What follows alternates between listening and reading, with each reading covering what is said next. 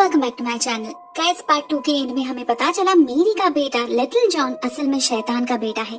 समय आने पर उसी के शरीर से डार्क लॉर्ड का जन्म होगा, लेकिन इस बात से खुद मेरी ही अनजान है। वो तो मार्बर्ग को हराने में बिजी है। इंक्रीज उससे एक डील करता है। उसे मार्बर्ग के बारे में जितना पता है, जो कुछ भी पता है, वो मेरी को बताएगा। बदले में मेरी उसे कॉटन से मिलने देगी। नहीं, उसके बारे में इन्फॉर्म करने के लिए नहीं, बल्कि बाप बेटे के रिश्ते के कुछ ऐसे पहलू के बारे में जो इंक्रीज को हिल में जाने के बाद ही समझ आया। मेरी के पास और कोई ऑप्शन नहीं था, इसीलिए वो राजी हो जाती है और इंक्रीज बताना स्टार्ट करता है। कहता है ये काउंटेस मार्बर्ग असल में लूसीफर द डार्क लॉर्ड की लवर है, पत्नी है। इसकी उम्र का कोई हिसाब नहीं। She is the most ancient which. In fact Lucifer जब धरती पे गिरा था तब भी वो जिंदा थी, और उसके बाद से ही वो बार बार अपने प्रेमी को धरती पे लाने की कोशिश करती रही। बार बार जन्म लिया उसके लिए, डिफरेंट प्लेस और डिफरेंट टाइमलाइन में। हर बार उसे डिफरेंट टाइप ऑफ पनिशमेंट से मारा गया। कभी जलाया गया तो कभी पानी में डुबोया गया, कभी उसका सर काट दिया गया तो कभी कुछ और, मगर वो लौटती रही। बार बार मर के भी नहीं मरी वो। पता चलता है उसने अपना पहला शरीर अपने पास छुपा कर रखा है। वो सिर्फ उसकी लाश नहीं बल्कि उसकी लाइफ स्पिरिट भी है। जब भी उसके नए शरीर की मौत होती थी, उसकी आत्मा इस शरीर में वापस आ जाती थी और फिर से जन्म लेती थी। ऐसे ही हजारों लाखों सालों तक जिंदा रह पाई वो। सालों पहले उसने एक बार ग्रैंड राइड परफॉर्म करने की कोशिश की थी, जिसे इंक्रीज ने रोक लिया। But as we can see, वो डिफीट टेम्पररी था। मेरी को अगर उसे हराना है तो उसे मारना होगा। सच में उसके उस एंशिएंट लाश को जलाना होगा। मगर वो कहाँ है, वो इंक्रीज अपने बेटे से मिलने के बाद ही बताएगा। इसके बाद हम कॉटन को देखते हैं। उसे सैमुअल अपने साथ क्रैक ले जा रहा था उन पॉइजनस लाशों की एंड रिजल्ट देखने। मगर उससे पहले ही उन्हें रास्ते पर ढेर सारे मरे हुए बर्ड्स दिखते हैं, जो क्लियरली किसी अनहोनी की तरफ इशारा कर रहे थे। मगर सैमुअल कहता है ऐसे हादसे रेयर है बट नेचुरल नहीं। फाइनली जब वो लोग क्रैक तक पहुंचते हैं, उस ब्लैक पिच में हेलफायर को जलते हुए देखते हैं, तब कॉटन 100% श्योर हो जाता है ये विचेस का ही काम है। नरक का दरवाजा खुलने वाला है बहुत जल्द, and it will be the portal to hell. मगर इस वक्त भी सैमुअल उसे शांत रहने का सजेशन देता है। उसे खुद भी समझ आ रहा था ये सब कुछ नॉर्मल नहीं, लेकिन वो कॉटन के सामने कुछ एडमिट नहीं करता, उल्टा उसे अपना मुंह बंद रखने के लिए कहता है। मगर उसके जाने के बाद हम देखते हैं सैमुअल ने कॉटन से वो मैलन चुरा लिया है, जिसे खोलने पर अंदर उसे एक छोटी सी चीज मिलती है। सैमुअल उसे सोल्यूशन में डालता है और कंफर्म करता है यही है प्लेग की ओरिजिन। मतलब कॉटन बिल्कुल सही था, ये मैलम विचेस का ही डिवाइस है और उन लोगों ने ही प्लेग स्प्रेड किया है। लेकिन उसका इरादा कुछ सही नहीं लग रहा था। कॉटन जो पहले से इस सब के बारे में श्योर था, उसे टेंशन बहुत हो रहा था। वो जानता था इस पूरे पृथ्वी में बहुत जल्द विचेस का राज होने वाला है। ऐसे में इंक्रीज जाता है उससे मिलने। कहता है उसने ऑलरेडी कॉटन को हेल में जलते हुए देखा है। वो उसे वार्न करने आया है जिससे कॉटन अपना फेट चेंज कर पाए। वो नहीं चाहता कॉटन की हालत भी उसकी तरह हो। वो अपने बेटे से प्यार जो करता है। उधर हम मेरी को देखते हैं जो अपने बेटे को ड्रॉ करना सिखा रही थी। तभी उसे उसके बिस्तर पर बहुत सारे डेड बर्ड्स दिखती है। मेरी जॉन से पूछती भी है ये सब क्या है, मगर वो बहुत केयरलेसली जवाब देता है ये बर्ड्स उसके पास आते रहते हैं। मेरी और कुछ नहीं कहती। वो उस चादर को उठा के कमरे से निकल जाती है और टिटुबा को वो चादर साफ करने देती है। टिटुबा उसे वार्न करती है बार बार उन्हें उस बच्चे पर नजर रखनी चाहिए, मगर मेरी उल्टा उसका इंसल्ट कर देती है। मेरी आजकल उस पर बिल्कुल भी भरोसा नहीं करती, हमेशा उसका इंसल्ट करती रहती है, जिससे टिटुबा के दिल में उसके लिए नफरत पैदा हो रही है। वैसे टिटुबा भरोसा करने लायक है भी नहीं। मेरी से ठोकर खाकर वो जॉन के पास जाती है। कहती है मेरी ने उन दोनों को ही धोखा दिया है, तो क्यों ना दोनों मिलके ही उससे बदला लिया जाए। वो जॉन के साथ इंटीमेट होने लगती है, मगर जॉन को तो उसमें भी मेरी ही दिख रही थी। यहाँ पर एक चीज बिल्कुल साफ हो जाती है कि ये टिटुबा यहाँ पर इस गेम में किसी के साथ नहीं है। वो तो अपना ही खेल खेल रही। उसके परिवार को इन प्यूरिटन्स ने मार डाला, इसीलिए वो विच बनी उनसे बदला लेने के लिए। लेकिन इन विचेस ने कभी उसे अपनाया नहीं। उसने मेरी से प्यार किया, मगर मेरी के लिए वो सिर्फ एक स्लेव ही है। एक स्लेव की औकात नहीं अपने मालिक को चूज करने की या फिर छोड़ने की, इसीलिए वो सीक्रेटली उसके अगेंस्ट प्लॉट कर रही। कुछ देर बाद वो जाती है उस बच्चे के कमरे में। देखती है जॉन कुछ क्रीपी ड्राइंग्स बना रहा है, बहुत ही अजीब सा। लेकिन उसे देखकर टिटुबा ना हैरान होती है ना डरती है, बल्कि नाराज हो जाती है। जॉन इतने इम्पोर्टेंट सीक्रेट्स को ऐसे ड्रॉ कैसे कर सकता है। टिटुबा जल्दी से उन पेपर्स को आग में जला देती है और तभी उसके बातों से हमें पता चल जाता है टिटुबा को बहुत पहले से ही इस बच्चे के राज के बारे में पता है। उसे पता है ये बच्चा कौन है। उसका ये नया जन्म किस कारण से हुआ है। उधर हम सेबेस्टियन को देखते हैं एन के घर। उसे मिस्टर हेल की किताब चाहिए, लेकिन एन देने से मना कर देती है।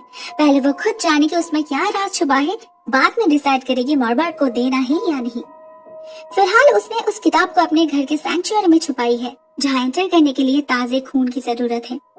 हम नोटिस करते हैं इन्हीं कुछ दिनों में एन बहुत बदल गई है। अभी किसी जानवर को मारने से उसके हाथ नहीं कांपते, खून देखकर चक्कर नहीं आते। मे बी फाइनली उसने अपने विच सेल्फ को एक्सेप्ट कर ही लिया और इस नई जिंदगी को एंजॉय करने लगी है। वो उसे जानना है क्या है उसके पिता की किताब में, जिसके लिए मॉर्बार्ट इतनी डेस्परेट है, लेकिन उसे वो खोल नहीं पा रही थी। अचानक उसे आइडिया आता है और वो अपने चूहे को काट के उसके खून से इस किताब को ओपन करती है, लेकिन ये तो ब्लैंक है। फिर से ये चूहा ही उसे आइडिया देता है, ये किताब मिस्टर हेल का है, तो उसे पढ़ने के लिए उसका ही खून चाहिए।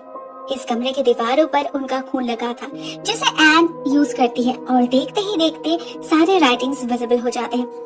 यहाँ पर हमें पता चलता है इन फेमिलियर्स के पास बहुत सारे लाइफ सर्कल्स है, वो लोग इतने आसानी से नहीं मरते। एन अपने पिता की किताब को पढ़ना स्टार्ट करती है और इधर हम मेरी को देखते हैं। उसे अपने बेटे के कमरे से कुछ आवाज सुनाई दे रही थी, जैसे जॉन किसी से बहस कर रहा हो मेरी को लेकर। मेरी कमरे के अंदर जाती है, उसे कोई नहीं दिखता, तो वो जॉन से ही पूछती है कौन आया था, क्या बोल रहा था। जॉन कहता है वो अपने दोस्त नोवन से बात कर रहा था। नोवन मेरी को पसंद नहीं करती, उसने कहा मेरी एक गंदी विच है जो इनोसेंट लोगों को मारती है, और वो एक होर भी है। जॉन बार बार अपनी माँ को होर बुला रहा था, जिससे मेरी अपसेट होकर उसे थप्पड़ मार देती है। जॉन भी गुस्सा हो जाता है और वो मेरी को कमरे से जाने के लिए कह देता है, और उसके जाते ही हम देखते हैं जॉन का ये दोस्त और कोई नहीं मर्सी है। वो जॉन को मेरी के खिलाफ भड़का रही थी, उसके बारे में गंदी गंदी बातें कह रही थी जो जॉन मान भी लेता है। इसके बाद मर्सी रात के अंधेरे में उसे घर से बाहर ले जाती है, मॉर्बार्ट के जहाज में।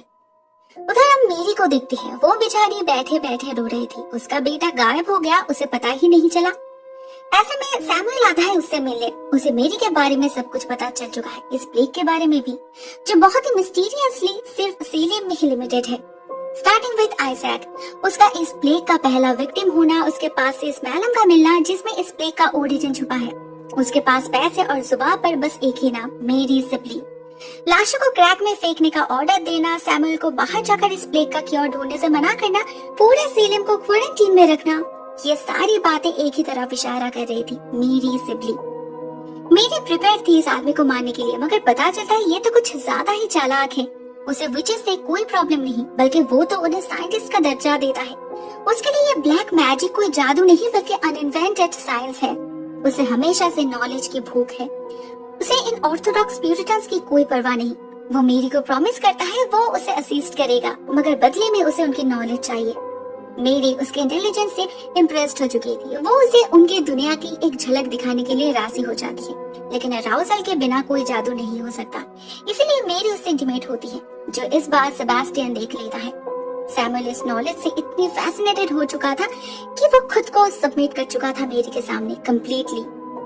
मेरी उसे उसके रिसर्च पेपर्स को जलाने के लिए कहती है। इसी वक्त वो सबूत है उसके विचक्राफ्ट का, उनसे किसी और को भी पता लग सकता है, जैसे कॉटन। आज उसने जो देखा क्रैक में, इसके बाद वो चुप तो नहीं बैठेगा, वो उतना भी बेवकूफ नहीं। सैमुअल मेरी को क्रैक के बारे में भी याद दिलाता है, उसका कुछ करना होगा, अगर किसी और ने देख लिया तो गड़बड़ हो जाएगा। सैमुअल निकल पड़ता है हॉस्पिटल के तरफ। इधर मेरी से मिलने आता है इंक्रीज। उसकी लास्ट विश पूरी करने के लिए मेरी को थैंक्स कहता है, साथ में ये भी इन्फॉर्म करता है कि मॉर्बार्ट के मॉर्टेलिटी का राज उसका कॉफिन उसके पास ही रहता है, मगर शिप में नहीं, बल्कि वो कॉफिन ही एक शिप है।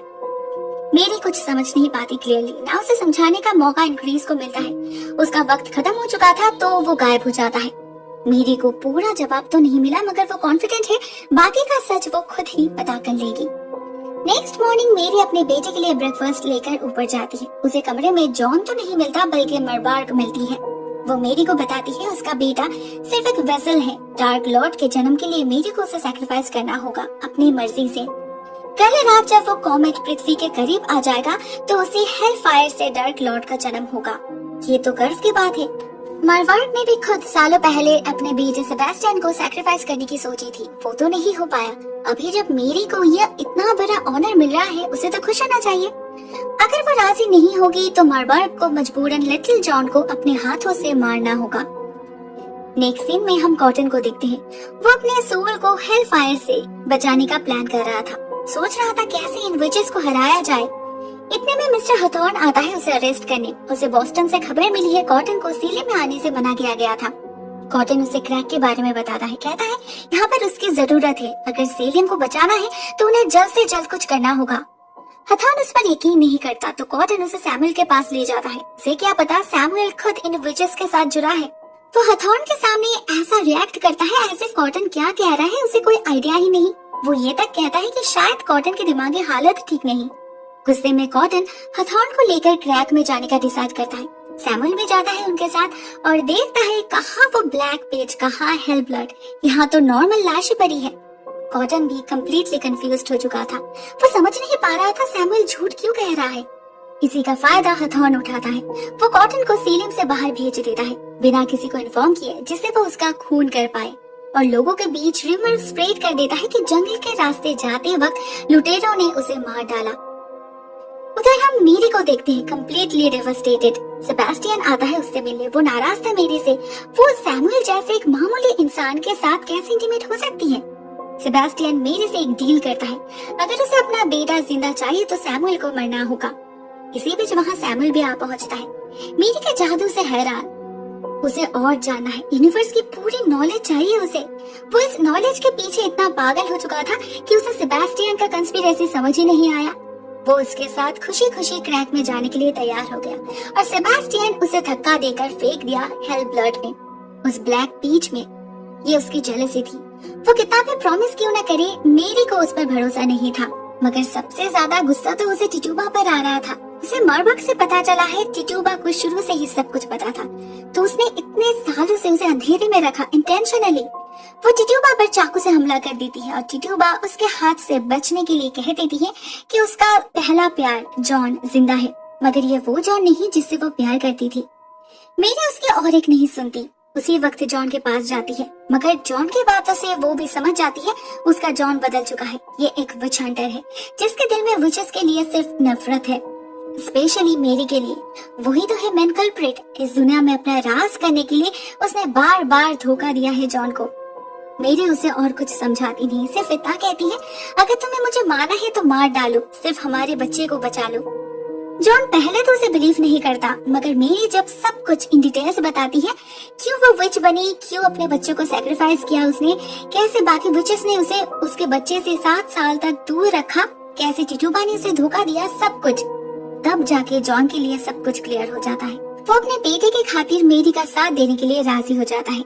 मेरी बताती है, कल रात जब क्रैक हेल ब्लड से भर जाएगा तब मरबर्ग उनके बच्चे को सैक्रिफाइस करने वाली है। उसने मेरी को भी बुलाया है। वहाँ मेरी अपने बेटे को बचाने की पूरी कोशिश करेगी और जॉन को उसे हेल्प करना होगा। उन्हें बस एक ही मौका मिलेगा। कल वो कुछ ऐसा करने वाली है जो उसने पहले कभी नहीं किया। उसने मरबर्ग से ही सीखा ये ट्रिक। लेट्स सी वो काम करता है या नहीं। वो जॉन को जाने देती है और टिटुबा को बांध रखती है उसकी जगह। उससे ज्यादा धोखा मेरी को और किसी ने नहीं दिया। दूसरी तरफ हम एन को देखते हैं अपने पिता की किताब को पढ़ते हुए। उसे धीरे धीरे सारे नॉलेज मिलने लगते हैं। वो चीजों को लेविटेट कर पाती है, उन्हें कंट्रोल करना सीखती है, अपने एक्साइटमेंट पर काबू करना सीखती है। मगर आखिर में उसे उसके पिता का एक वार्निंग मिलता है, everything comes with a price. एन को भी इस नॉलेज की कीमत चुकानी पड़ेगी। एन को उसी वक्त पता चल जाता है क्या है ये प्राइस, जब शैतान उस पर हमला कर देता है, उसका रेप करता है। सभी विचेस को अपनी शक्ति हासिल करने के बाद उसकी होड़ बननी ही पड़ती है। इसी से बचाने के लिए मिस्टर हिल ने अपने बेटी को अपने शक्तियों से अनजान रखा, लेकिन जो उसकी डेस्टिनी है उसे तो एक्सेप्ट करनी ही पड़ेगी। नेक्स्ट मॉर्निंग मेरी जाती है चर्च। वहाँ मरबर्ग को इन्फॉर्म करती है उसने डिसाइड किया है कि वो अपने बेटे को सैक्रिफाइस करेगी। रात में ठीक समय वो क्रैक तक पहुँच जाएगी। इसके बाद वो जॉन को अपना पूरा प्लान बताती है। वो क्रैक में प्रेजेंट तो रहेगी, लेकिन साथ में मरबर्ग के शिप में भी। उसका इंस्टिंक्ट कह रहा है मरबर्ग की कॉफिन उसके शिप में ही होगी। मेरी जाएगी उसे ढूंढने। उसके बदले में मरबर्ग उसके बेटे को छोड़ने पे मजबूर हो जाएगी और ठीक उसके बाद ही जॉन को, लिटिल जॉन को लेकर भागना होगा। कुछ भी करके उसे अपने बेटे के अंदर से डेविल को निकालना ही होगा। उसी सुबह हथॉर्न आता है एन को कॉटन की खबर देने। उसे लगा अब तक तो कॉटन के लाश को जंगली जानवरों ने खा भी लिया होगा, तो अभी एन सिर्फ उसकी है। लेकिन उसकी विश पूरी नहीं हो पाती। कॉटन खुद आकर साबित करता है कि उसका प्लान कम्प्लीटली फेल हो गया। वो एन के सामने ये भी क्लियर कर देता है कि इस मिस्टर हथौड़ ने ही उसे मारने का ऑर्डर दिया था। तो फिर वो बचा कैसे? फ्लैशबैक में हमें पता चला है जब हथौड़ के आदमी उसे जंगल में ले जाकर मारने की कोशिश कर रहे थे तो कहीं से जॉन आकर उसे रेस्क्यू करता है। उसे कॉटन की जरूरत है। जॉन चाहता है वो जॉन का यानी कि उसके बेटे का एक्सॉर्सिज्म करे, मगर जॉन उसका बेटा है ये वो कॉटन को नहीं बताता। सिर्फ इतना कहता है अगर इस बच्चे के अंदर के डीमन को इन लोगों ने हरा नहीं पाए तो सब कुछ खत्म हो जाएगा। फिल्म में डार्क लॉर्ड का राज होगा। कॉटन सिचुएशन को समझ पा रहा था, मगर वो ये भी जानता था एक्सॉर्सिज्म कितना खतरनाक हो सकता है, उनकी जान भी जा सकती है। इसीलिए वो इस बैटल में एंटर करने से पहले अपना अधूरा काम पूरा करना चाहता है और इसीलिए वो एन के पास लौटता है उससे शादी करने के लिए। उसी दिन वो दोनों शादी कर लेते हैं। कॉटन अपना सब कुछ एन के नाम कर देता है और फिर निकल पड़ता है अपने मिशन में, मगर वो कहाँ जा रहा है ये वो एन को नहीं बताता। इसी बात का पता करने एन जाती है मेरी के पास। मेरी उसे कहती है वो काउंटेस मॉर्बर्ग के साथ एक जंग शुरू करने वाली है जिसमें कॉटन भी इन्वॉल्व्ड है। वो कॉटन का मानना नहीं चाहती, मगर काउंटेस उसे नहीं छोड़ने वाली। तो अगर कॉटन को बचाना है तो एन को भी इसमें हिस्सा लेना होगा, उसकी मर्जी हो या ना हो। उधर जहाज में मॉर्बर्ग लिटिल जॉन को सैक्रिफाइस के लिए तैयार करती है। वो क्लियरली सेंस कर पा रही थी उसका डार्क लॉर्ड इस बच्चे के अंदर है। शाम होते ही वो और सेबेस्टियन लिटिल जॉन को लेकर क्रैक की तरफ निकल पड़ते हैं। कुछ देर जाने पर उन्हें मेरी भी दिखती है, लेकिन वो समझ नहीं पाते वो असली मेरी नहीं सिर्फ एक भ्रम है। असली मेरी तब तक पहुंच चुकी थी जहाज में। वो अपनी शक्तियों से उस अनहोली सिगरेट को ढूंढ निकालती है, मगर उससे पहले उसे कई सारे केजेस दिखते हैं जिनमें छोटे छोटे बच्चों को बंदी बनाकर रखा गया था। मॉर्बर्ग के लिए ब्लड सप्लाई तो इन्हीं से होती है। मेरी उन बच्चों को आजाद कर देती है। एक आदमी उसे रोकने जाता है तो उसे अपने शक्ति से राख बना देती है। वहाँ एक पिंजरे में उसे आइजैक भी दिखता है जो कहता है मॉर्बर्ग अकेली नहीं, मर्सी भी है उसके साथ। मेरी उसी वक्त उसे भागने के लिए कहती है, मगर आइजैक अपने डॉली के बिना नहीं जाएगा। उस बेचारे को तो पता ही नहीं उसकी डॉली बहुत पहले ही मर चुकी है। आइजैक निकल पड़ता है उसके तलाश में और मेरी एंटर करती है उस सीक्रेट प्लेस में। वो उस कॉफिन को इजीली खोल पाती है, मगर मॉर्बर्ग के लाश को हाथ लगाते ही उसका पूरा शरीर जलने लगता है। फिर भी वो नहीं रुकती। जैसे तैसे उस लाश को बाहर निकालती है और जा पहुंचती है जंगल में। तब जाके मॉर्बर्ग को उसका प्लान समझ आता है, but it's too late now. मेरी उसके रेलिक को जलाने की धमकी देती है, तो मॉर्बर्ग को जॉन को छोड़ना ही पड़ता है। इधर मेरी मॉर्बर्ग को बिजी रखती है, उधर जॉन अपने बेटे को लेकर भागता है। सेबेस्टियन को जॉन के बारे में पता था। उसे देखकर वो बहुत जेलस हो जाता है, जिसका बदला लेने के लिए वो मिस्टर हथॉर्न को इन्फॉर्म करता है मेरी और सैमुअल के रिश्ते के बारे में। ये सब उन लोगों ने पहले से ही प्लान करके रखा था। मिस्टर हथॉर्न मॉर्बर्ग के लिए काम कर रहा था। मॉर्बर्ग के ऑर्डर से वो उसी रात आकर मेरी को अरेस्ट कर लेता है। पूरे गांव के सामने मेरी को खींचकर जेल में धकेल दिया जाता है। शायद मॉर्बर्ग को लगा होगा ये सब करने से मेरी बता देगी उसका बेटा कहाँ है, अभी भी 2 रात बाकी है, इसी बीच वो लोग जरूर लिटिल जॉन को ढूंढ लेंगे। मगर ऐसा नहीं होता। मेरी अपना मुंह बिल्कुल भी नहीं खोलती। मॉर्बर्ग ने जब मेरी को किस किया था उसे इस जॉन के बारे में पता चल गया था, तो वो सेबेस्टियन को बताती है उसे ढूंढने के लिए। उधर जॉन अपने बेटे को लेकर पेट्रस के शैक में जा पहुंचता है। कॉटन भी आने वाला है थोड़ी देर में। इन बिटवीन ये बच्चा जॉन से पूछता है वो कौन है। जॉन अपना नाम बताता है तो लिटिल जॉन उसे फादर कहकर हग करने लगता है। जॉन श्योर हो जाता है ये उसका ही बेटा है। वो इंटीमेसी फील कर पा रहा था। मेरी झूठ नहीं कह रही थी, तो उसकी बाकी बातें भी जरूर सच होगी। कॉटन के आने पर वो सब कुछ उसे समझा देता है, मगर कॉटन स्केप्टिकल था। उसे ये बच्चा तो ठीक ही लग रहा था, पोजेस्ड होने का कोई सिम्टम्स नहीं इसमें।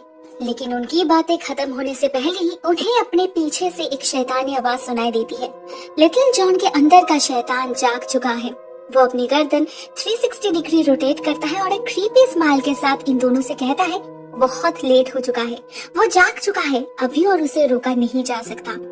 दोस्तों आज के लिए बस इतना ही। सीजन 2 का फाइनल पार्ट बहुत जल्द अपलोड होने वाला है, so please stay tuned. Thank you so much for watching this video.